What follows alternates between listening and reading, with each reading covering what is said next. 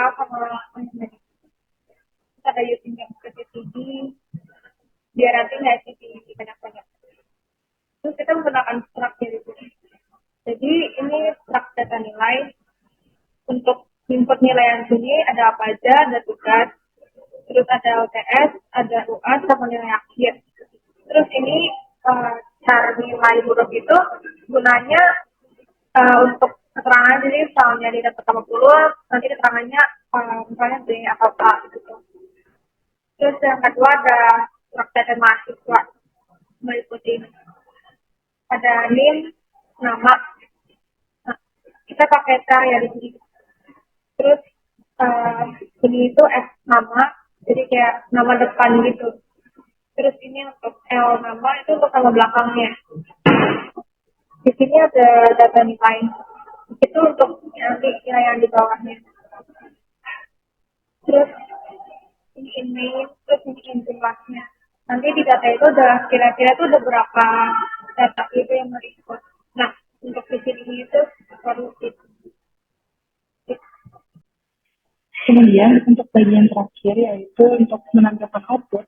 Di sini kan kita diminta untuk menampilkan output dalam berbentuk tabel. Nah nantinya di bagian yang fill ini dia itu akan ditampilkan di command prompt. Jadi di sini dia sudah memanggil I plus 1 itu untuk nomornya. Jadi karena I-nya di awal sudah dibilang 0, maka nanti I plus 1 dulu supaya hasil output untuk nomor pertama itu adalah 1.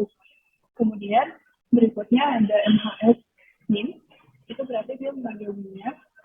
Dan berikutnya ada nama, di sini namanya digabungkan antara S underscore nama dan juga L underscore nama, yaitu untuk nama depan dan juga nama belakang. Kemudian berikutnya bisa lihat di sini akan menampilkan nilai tugas, nilai UTS, nilai UAS, nilai akhir sesuai yang sudah dihitung pada fungsinya sebelumnya, dan juga ada nilai huruf yang nanti berbentuk A, B, C, D ataupun E. Nah, kenapa di sini kita pakai set yield flag? Itu karena supaya mau berapapun char atau integer yang nanti akan dimasukkan ke dalam bagian di kolom ini, itu tidak akan mempengaruhi lebar dari kolom itu sendiri, supaya bisa terlihat lebih rapi. Nah, kemudian untuk off-stream off-file, ini maksudnya itu adalah untuk menghasilkan output yang akan ditampilkan di notepad-nya nanti. Nah, nanti di notepad-nya itu akan nanti ketika sudah dijalankan, maka dia akan membuat notepad baru dengan nama hasil akhir nilai mahasiswa.txt.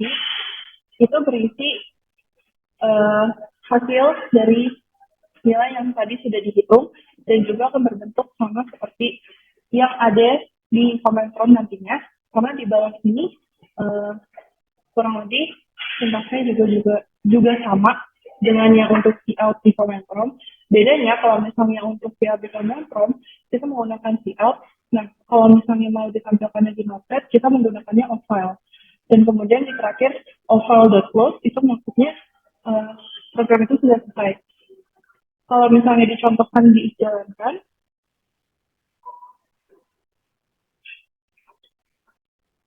hasilnya akan seperti ini. Nomornya ada NIM, kemudian nama depan, nama belakang, kemudian nilai tugasnya, nilai UTS, nilai UAS, nilai akhir, dan juga nilai huruf. Nah, untuk filenya ada di sini. Hasil akhir strip nilai mahasiswa. Hasilnya akan sama seperti yang tadi di CMD. Cuma bedanya ini dihasilkan tampilnya ada di notepad dan sudah tersimpan. Setelah itu, kita akan meminta untuk digunakan dalam program. Kita menggunakan ifstream ifile. Lalu ifile.open nilai mahasiswa.txt. Ini adalah nama file yang kita inputkan nanti. Lalu kita akan mengecek apakah file tersebut ada atau tidak. Kita menggunakan if. Jika file tersebut tidak ada, maka yang dikeluarkan adalah source file tidak ditemukan. Lalu kita akan mengambil jumlah data dari file txt. sini kita menggunakan alfal, input jumlah, data underscore MHS kita inisialisasikan dengan MHS array jumlah. Lalu setelah itu kita akan mengambil data dari file tersebut. Kita menggunakan pengulangan for loop, I sama dengan O, I kurang dari jumlah, I plus plus. Kita akan input ifile, in MHS, ini sebagai for loop-nya, .name. Dia akan mengulang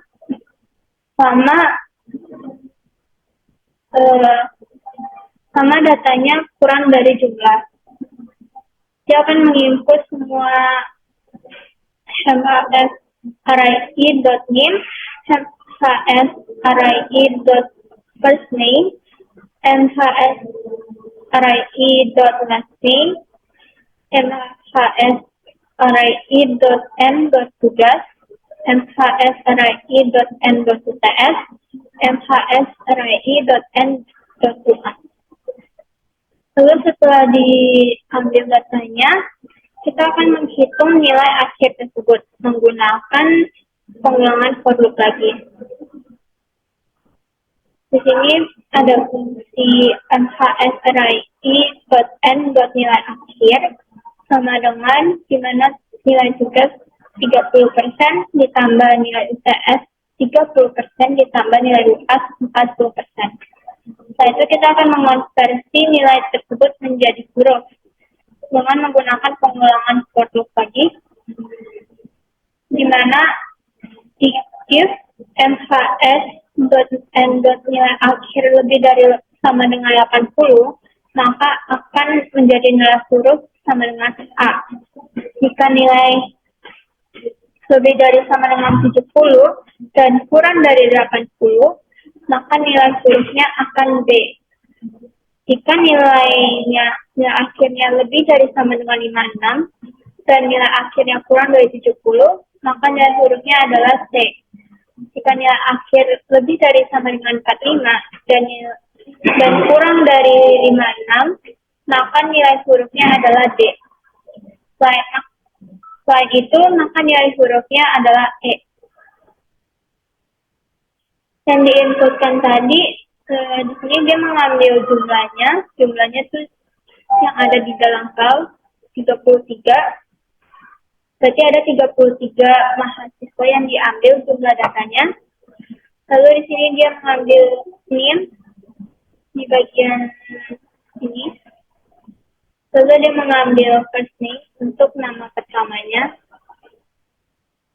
Terus dia mengambil L_ nama untuk di bagian belakang, nama belakang. Lalu dia mengambil nilai tugas untuk nilai 45 ini. Lalu dia mengambil UTS untuk yang nilai ke-50. Setelah itu dia mengambil nilai 35 sebagai nilai UAS-nya.